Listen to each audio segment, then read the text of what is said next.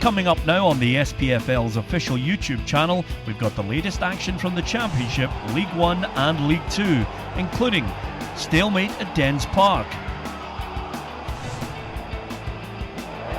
another hat-trick for McCulloch, and a 6-goal thriller at Boroughbriggs.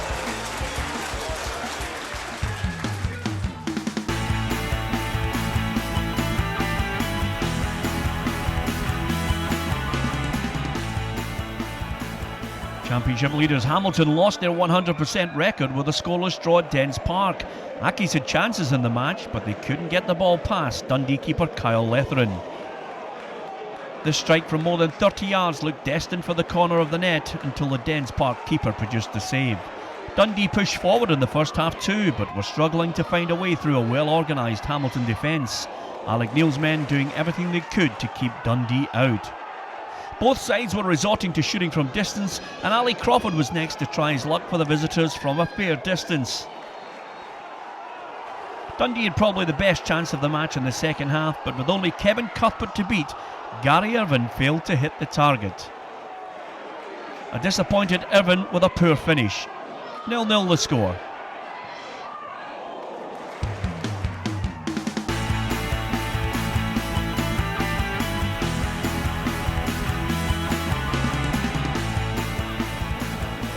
Dumbarton moved level on points with Alloa after a narrow win at Recreation Park. With the referee about to blow for half-time, Ian Murray's side went ahead through Andy Graham. After blocking the initial shot, Graham managed to poke the ball past Scott Bain before being closed down. Paul Hartley watched his side get back on level terms 10 minutes into the second half when Stephen Simmons lashed the ball past Jamie Ewings. It was Ryan McCord with the corner, and the ball fell kindly for Simmons to equalise. The winning goal for the Suns came from the penalty spot. Graham Holmes was guilty of bringing down Andy Graham in the area. With 20 minutes left, it looked like a straightforward decision for referee Craig Charlton.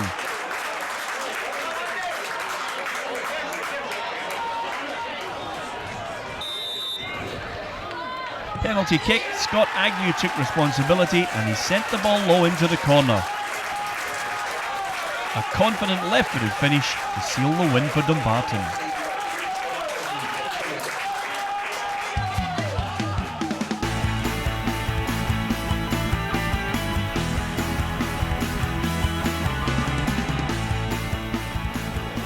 Cowdenbeath and Falkirk played out a tight affair at Central Park. Chances were few and far between, and when the Bairns did manage to get numbers in the host box, they couldn't find a way past Grant Adam in the home goal. Rory Loy was looking like the main threat for Gary Holt's side, but he was having to shoot from distance as Falkirk struggled to break down the Fifers' resolute defence. It always looked like one goal would settle this game, and Cowdenbeath struck in the final minute of the match. Falkirk couldn't clear the lines, and Greg Stewart managed to squeeze a shot just inside Michael McGovern's left-hand post.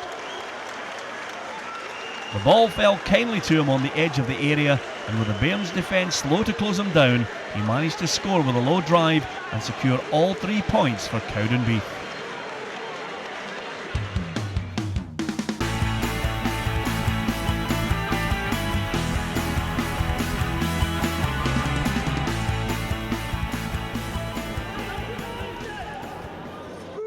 Life under new manager John McGlynn started well at Livingston as they raced into a 2-goal lead against Morton. Simon Menson opened the scoring in the 4th minute. Martin Scott sent in the corner, and Mensing's header beat Morton keeper Nicholas Carroll. The Championship's bottom side seemed to be enjoying a new lease of life, and 10 minutes later they doubled their advantage after Mark McNulty had rounded the goalkeeper. A neat passing move from the hosts, and McNulty timed his run perfectly to stay onside.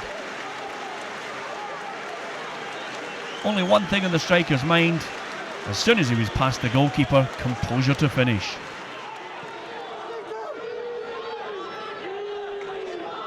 Morton got themselves back in the game 10 minutes before half-time when Rhys Hands converted a clever free kick from 25 yards. This one was straight off the training ground, which had the Livingston wall flummoxed, and Hand's curling finish left Kevin Walker in the home goal helpless. Morton's tails were up now, and they managed to level matters right on half-time. Livingston keeper Walker didn't look too clever when he spilled a long-range effort, and eventually Kaba Mudacham knocked the ball into the empty net. After looking in control early on, Livingston had blown a 2-goal lead. Neither side scored in the second half for a share of the points.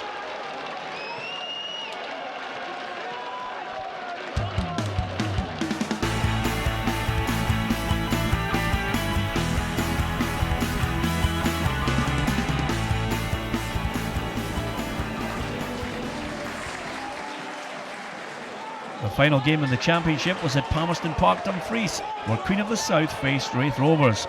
After dominating the early stages, it was no surprise when the Kirkcaldy side took the lead in the 18th minute.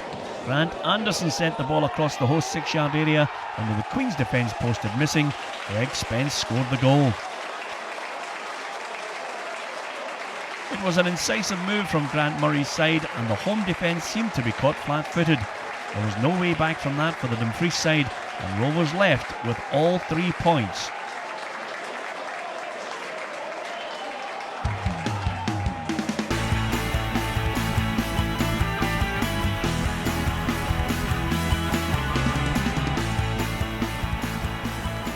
Our look at League One begins at Ibrox, where Rangers ran out convincing winners over Arbroath despite falling behind. The huge home crowd was silenced just after half-time when Alan Cook chipped Cammy Bell to open the scoring. Cook didn't have many options when the ball arrived at his feet, and he decided to have a go with great effect. Rangers' response was quick and effective. Less than 10 minutes later, they were level. Bilal Moshni scored on his debut.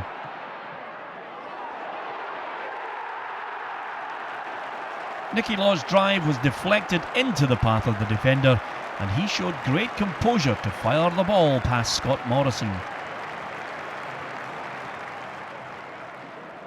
From then on, it was all Rangers, and they went ahead 8 minutes later when Law's corner was headed into the back of the net by Lee McCulloch.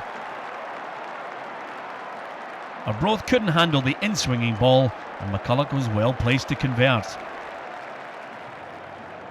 It was the captain who added Rangers' third goal 15 minutes from time. The ball broke to him outside the area, and he unleashed an unstoppable shot. One to remember from Culloch from distance, right into the postage stamp.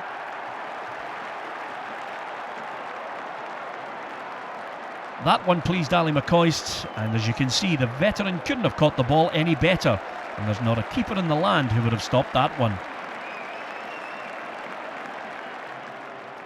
It was 4-1 2 minutes from time when Andy Little got his name on the score sheet with an angled drive. A clever through ball caught out the visitors' defence, and Little provided the perfect finish from inside the penalty area. The scoring wasn't quite complete though, and Lee McCulloch claimed his hat-trick with a header in the dying minutes of the game. That sealed a remarkable feat for the Rangers captain, who'd also scored 3 against East Fife the week before. 2 hat-tricks in 2 games, and the second was all the more special as McCulloch had been playing in defence.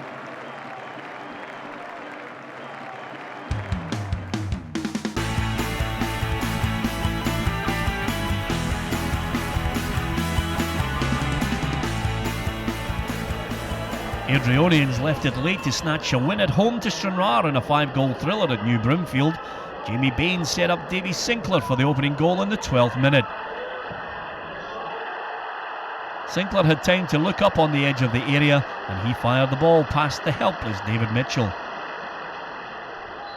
Sinclair went from hero to villain just before half-time after giving away a penalty, which Chris Aitken scored. It was an emphatic finish beyond Scott Gallagher. Stranraer went ahead 11 minutes into the second half when Martin Grehan headed home Chris Aitken's corner. It was a crowded 6-yard box, but Grehan managed to find a yard of space at the back post. Airdrie were never out of this game though, and they pressurised the visitors' goal late on as they searched for an equaliser. They got the reward 20 minutes from time when the ball was knocked beyond keeper Mitchell.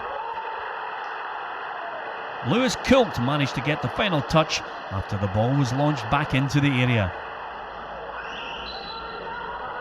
There was one late twist in this match, and it was a winning goal for the hosts, courtesy of Gregor Buchanan.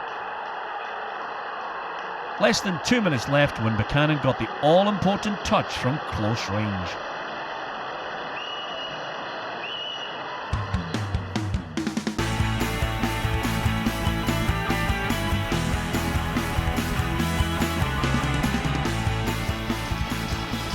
View was the venue for a meeting between League One strugglers East Fife and Forfar. It was the visitors who took control of proceedings in the 15th minute when James Dale danced his way through the home defence before slotting past Greg Patterson. Brilliant bit of skill and a sublime finish.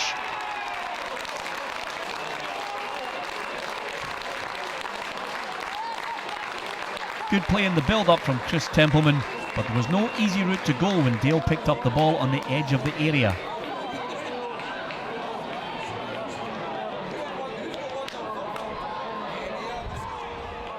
East Fife got themselves level 10 minutes before half-time, and it was a moment to forget for visiting keeper Darren Hill as Scott Jury's shot squirmed through his legs and over the line. The volley from the edge of the area was impressive, but it was straight at the Forfar number one, who looked to have it covered. One definitely to forget for the keeper.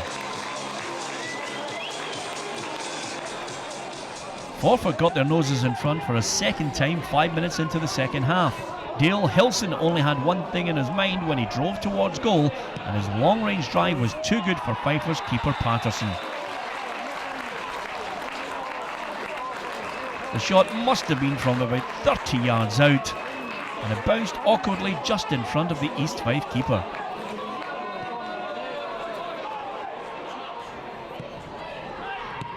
Forfar made the point safe 9 minutes from time with a third goal. A quick break ended with Gavin Mallon playing in Gavin Swanky, and he found the far corner.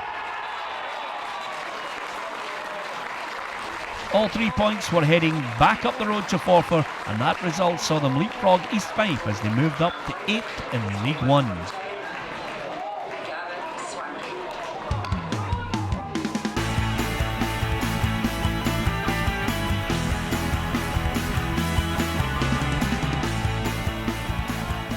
Stenhousemuir and Ayr United played out a 1-1 draw at Oakview.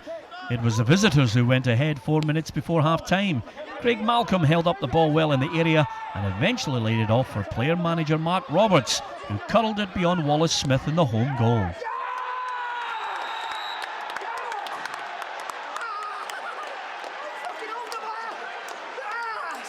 Malcolm was going nowhere, but he got a shout from Roberts, who spotted a gap to the keeper's left, and he curled a sweet ball just inside the upright.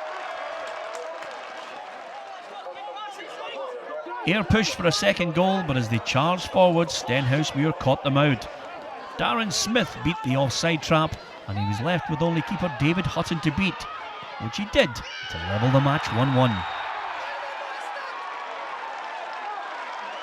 It was John Gemmell's clever flick that played in Smith, and with 20 minutes left, he'd earned his side a share of the points.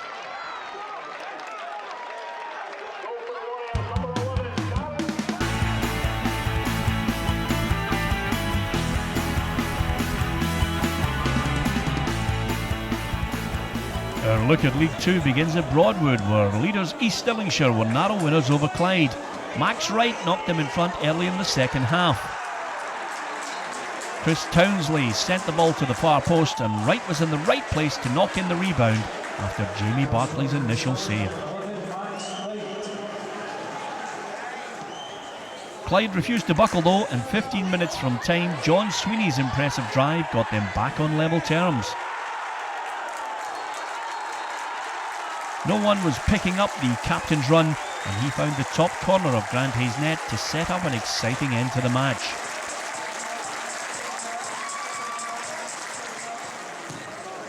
Clyde were only level for 2 minutes though when East Stirlingshire went right back up the other end and made it 2-1.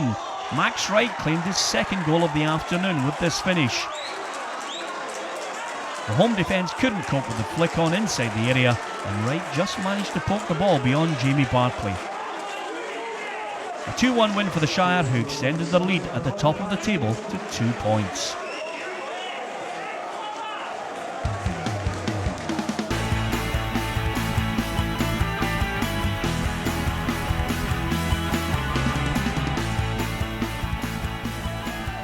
Elgin and Montrose played out a 6-goal thriller at Borough Briggs.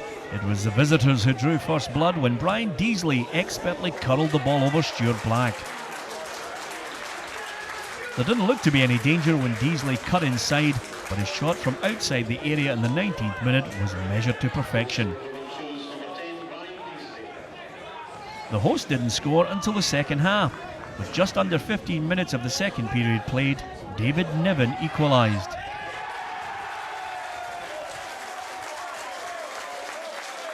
He did well to control the long ball forward, as well as holding off the attentions of one of the Montrose back line. A lovely curling finish. 2 minutes later, the hosts got themselves in front. Elgin were full of confidence after the leveller, and Ross McMillan converted from the edge of the 6-yard area to make it 2-1.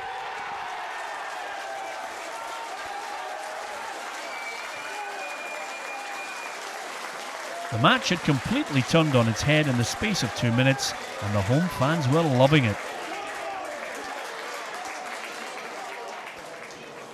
Moments later though, Elgin had David Niven sent off, and Montrose capitalised straight away when Lloyd Young made it 2-2.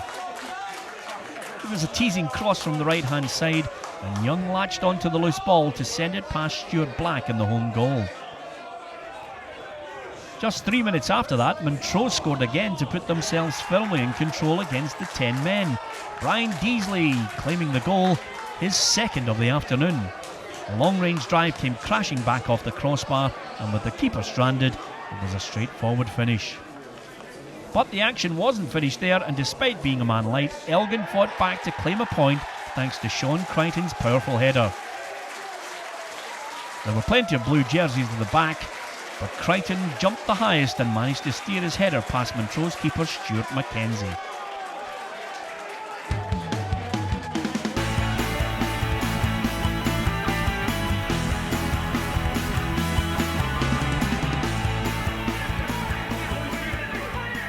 Our final game of the week is from Forth Bank, where Annan were 2-0 winners over Stirling Albion. A goal in each half sealed it for Jim Chapman's men, and it was Alistair Love who opened the scoring in the 5th minute after a good run from David Hobkirk. The ball across took a kindly deflection off a defender and rolled into the path of the grateful Love. Hobkirk got his name on the score sheet early in the second half. He found a way through the Albion defence and drove the ball past keeper David Crawford. That was the former Hamilton man's 4th league goal of the season, as Annan moved up to 5th in the table with a 2-0 victory.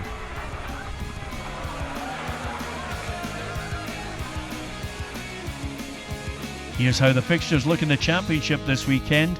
Dumbarton host Livingston, Dundee travel to Falkirk, leaders Hamilton welcome Cowdenbeath to New Douglas Park, Queen of the South are at Morton, and at Starks Park it's Raith Rovers versus Alloa Athletic. In League 1, Arbroath face Stenhousemuir, Ayr United take on Brecon City, Airdrieonians are at East End Park where they'll meet Dunfermline, Stranraer are at home to East Fife, and on Sunday, Forfar will be aiming for a repeat of their League Cup heroics as Rangers visit Station Park. Finally in League 2, it's Annan Clyde at Galabank, Berwick clash with Stirling Albion, Albion Rovers travel to leaders East Stirlingshire, Montrose are at home to Peterhead, and at Hampden, Queen's Park are up against Elgin City. We'll have the best of the action from these matches next time on the SPFL's official YouTube channel.